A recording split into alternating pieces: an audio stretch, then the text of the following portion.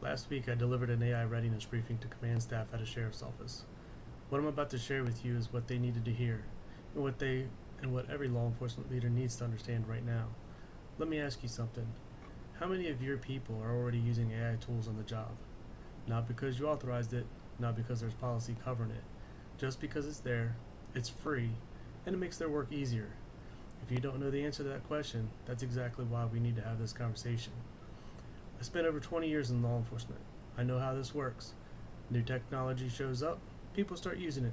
Leadership finds out about it 6 months later when something goes wrong. AI is moving faster than anything we've seen before, and if you're waiting for a problem to develop policy, you're already behind. This video is not about hype, not about robots replacing officers.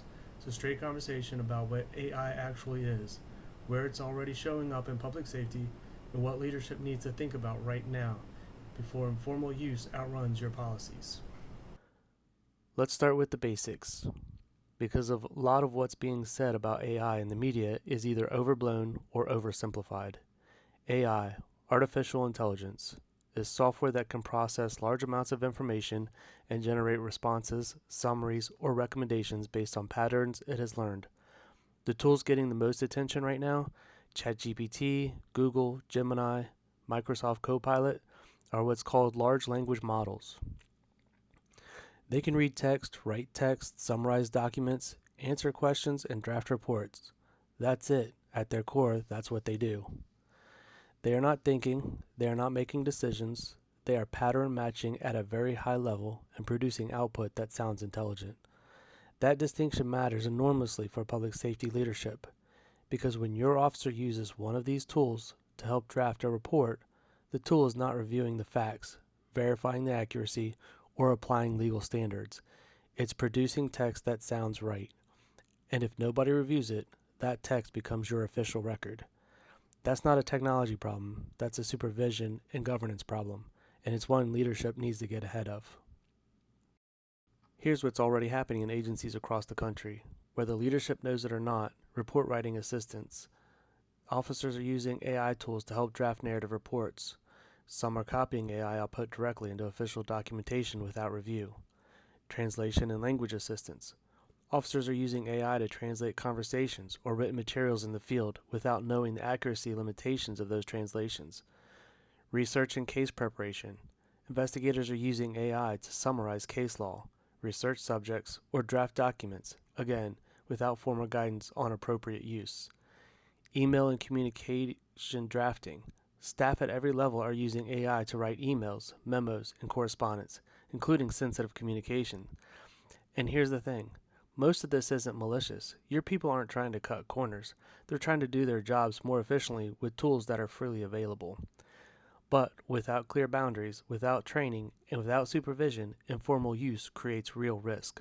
Risk to the accuracy of official records, risk to the integrity of investigations, risk to your agency's liability exposure, and risk to the public trust you've spent years building. Let me be direct about the risks, because this is where leadership needs to pay the closest attention. First, accuracy and hallucination. AI tools make things up, not occasionally, regularly. They generate plausible sounding information that is factually wrong. In law enforcement documentation, a hallucinated fact isn't just an error, it's a liability. Second, data privacy and confidentiality.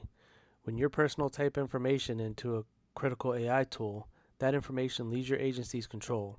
Case details, victim information, investigative strategy, personal matters. Most free AI tools use that input to improve their systems. Your sensitive information may be retained, reviewed, or used in ways you have not authorized. Third, chain of custody and documentation integrity. If AI-generated content makes its way into official reports without clear disclosure, you have a documentation integrity problem. Defense attorneys are already raising AI as a discovery issue in criminal cases. That's not a future concern, it's happening now. Fourth, bias and fairness concerns. AI systems reflect the data that they were trained on. The data contains historical biases. Using AI tools in ways that influence enforcement decisions or resource allocation without understanding those limitations creates serious fairness and accountability concerns. These are not reasons to ban AI outright, they are reasons to lead deliberately. Now let me be balanced, because there are a lot of legitimate uses of AI that can genuinely help public safety organizations. Administrative efficiency, drafting internal communications, summarizing meeting notes, organizing policy documents. These are lower risk uses where AI can save real time. Training support, developing scenarios, outlines, creating draft training materials, building study guides. AI can accelerate content development significantly. Grant writing assistance. Many agencies are using AI to help draft and organize grant applications, a high value use that frees up significant staff time. Data summarization. Analyzing large data sets, identifying patterns in incident reports, or summarizing community feedback. These are where AI tools can add genuine value with appropriate human review. The common thread in all of these is human review. AI assists, a trained professional reviews, verifies, and takes responsibility for the final product. That principle needs to be the foundation of any acceptable use framework your agency develops. So what do you actually do with this information? 3 things, in this order. First, find out where you are. Before you can lead on this issue, you need to understand your current exposure. Are your people using AI tools? Which ones? For what purposes? You can be surprised by what you find.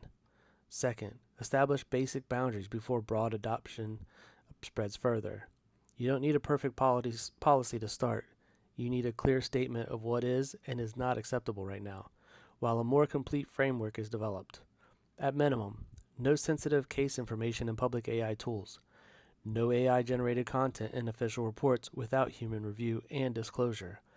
No use of AI to make enforcement decisions. Those 3 boundaries alone significantly reduce your risk exposure while you work on more complete approach. Third, brief your command staff. This is a leadership issue before it's a technology issue. Your command staff needs a shared understanding of what AI is, where the risks are, and what agency's current position is. That briefing doesn't need to take all day. A focused 60 to 90-minute session with the right framing can align your leadership team and set the tone for how the rest of the agency approaches this.